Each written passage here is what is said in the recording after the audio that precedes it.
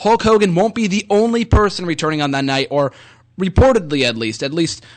It's been rumored that The Undertaker could also be returning on the February 24th edition of Monday Night Raw, one night removed from the Elimination Chamber pay-per-view on the launch of the WWE Network night. So, with that being said, The Undertaker also made his return on that very same night. I believe it was 3 years ago when he confronted Triple H on their road to WrestleMania, so it looks like Undertaker's going to kick off his road to WrestleMania storyline the night after the Chamber, which makes a lot of sense, because last year he didn't do that, because last year I think he waited maybe a few weeks until an old school Raw or something. He waited until March, which was way too late in that point in time to build up his feud with CM Punk, so I'm glad to hear that he's coming back a little earlier this year. But with all that being said, and Brock Lesnar is also being advertised for that night after Raw, and that he isn't being advertised until maybe WrestleMania. I'm pretty sure he's going to appear at some point in between then, but as of right now, he's advertised for that night after Raw, despite not being involved in the Elimination Chamber pay-per-view. So, that being said, Chris, do you see Undertaker Brock Lesnar mixing it up at WrestleMania? Do you see that feud kicking off the night after Elimination Chamber? Or do you see Undertaker taking a completely different direction on that night upon his return? I mean, I think everybody is pretty much under the impression that it's going to be Brock Lesnar versus Undertaker. So it would make sense on the launch of the WWE Network to start a big storyline like that, because we already know what the WWE World Heavyweight title storyline is going to be, essentially.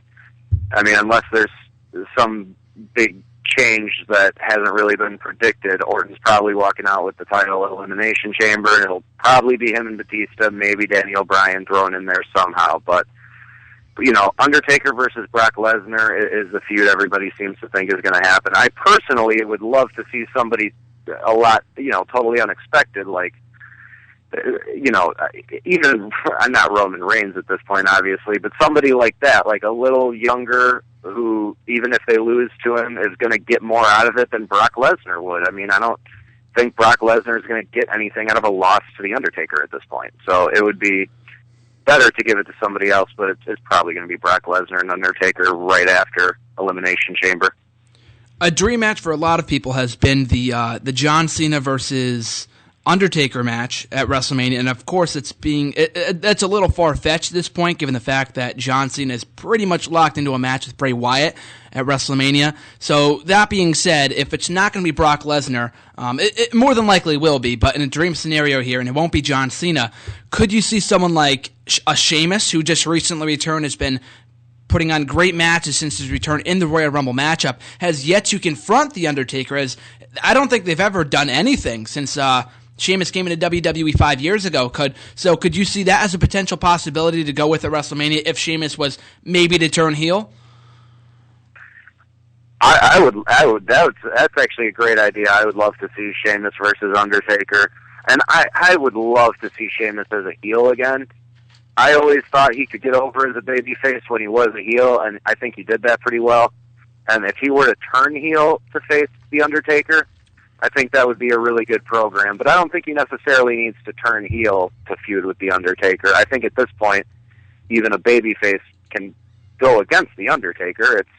It's The Undertaker. But yeah, Sheamus would get so much more out of it in the long run, even in a losing situation at the end of the match, than Brock Lesnar will.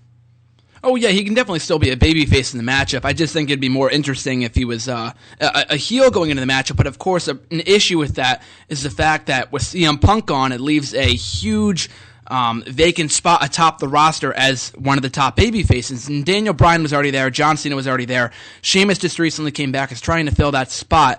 But if he was to turn heel, maybe Cesaro or Swagger takes that Sheamus spot. I'm not really sure, because right now everything's kind of up in the air as to who's turning heel and who's turning face, whatever.